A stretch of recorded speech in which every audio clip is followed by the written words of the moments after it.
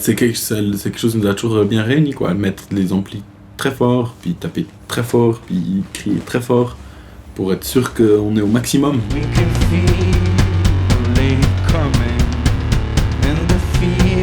Pendant longtemps, on a travaillé que guitare, batterie et voix.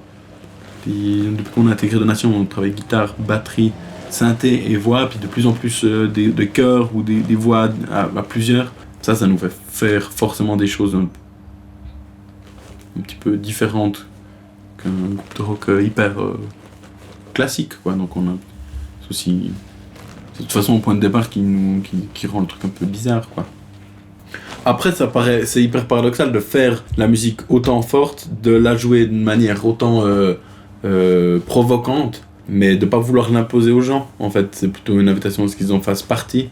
Moi, par exemple, quand je vais souvent dans le public, mais quand je vois les gens avec des téléphones, ça m'arrive de les attraper ou de jouer avec ça, puis des fois ça devient des espèces de courses-poursuites. Si on se blesse, on est toujours 2 ou plusieurs à se blesser, donc voilà, au moins déjà c'est équitable. Tout ça, c'est fait dans une volonté d'un peu d'instant présent, qu'il se passe quelque chose sur le moment, puis qu'on transpire un peu tous ensemble pendant un moment. Puis je crois que ça, en général, ça fait plutôt du bien à tout le monde. En tout cas, à nous, ça nous fait du bien quand ça se passe bien. Ce qui est le cas la plupart du temps. On part dans des salles où ça se passe pas.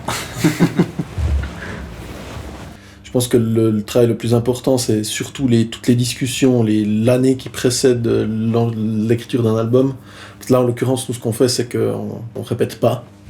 Puis là, pour ce nouveau disque, on pensait plus aux Beastie Boys en écrivant ce disque qu'au groupe, qu'à Pantera, ouais, exactement. Et du coup, nous, on va savoir qu'il y a cette influence quelque part, mais les gens qui vont écouter ce disque, je pense pas qu'ils vont tellement déceler le hip-hop dans le disque, quoi. Mais nous, on l'a vu comme ça. Puis ça, c'est une phase qui est beaucoup plus importante que de savoir comment on écrit des morceaux, parce qu'on écrit des morceaux comme un groupe de rock qui écrit des morceaux, quoi, en gros. Il y a des thèmes récurrents, j'écris toujours les textes en partant de nous.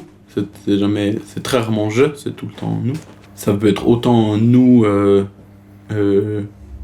quatre face à l'entièreté de l'univers qui a l'air d'être hyper chelou puis qu'on comprend pas toujours. Puis ça peut être aussi nous, espèces de singes plus ou moins civilisés qui allons faire des trucs très étranges qu'on croit être du progrès. Enfin, ça peut être des remises en question, des questions que moi je me pose par rapport à ce qui se passe autour de nous, ou des questions de comment nous on réagit à ça. On avait un disque qui s'appelle Commuters, puis c'est parti d'une réflexion de dire nous on fait des tournées, puis on croise des pendulaires qui vont à leur travail, puis on est en train de faire la même chose, mais en négatif ou en positif, on est juste comme de l'autre côté du miroir. Puis c'était toutes ces réflexions, ces regards croisés qui écrivaient des textes. Après, c'est des choses qui sont amusantes à amener sur scène parce que forcément elles sont toujours assez ironiques. Puis ça génère des fois des débats avec le public, des fois c'est bien compris, des fois c'est mal compris. Des fois les gens ont l'impression qu'on se moque d'eux alors qu'on est en train de se moquer de nous-mêmes. Puis c'est tous ces jeux-là qui font partie du truc, je crois. Je l'ai toujours senti comme ça.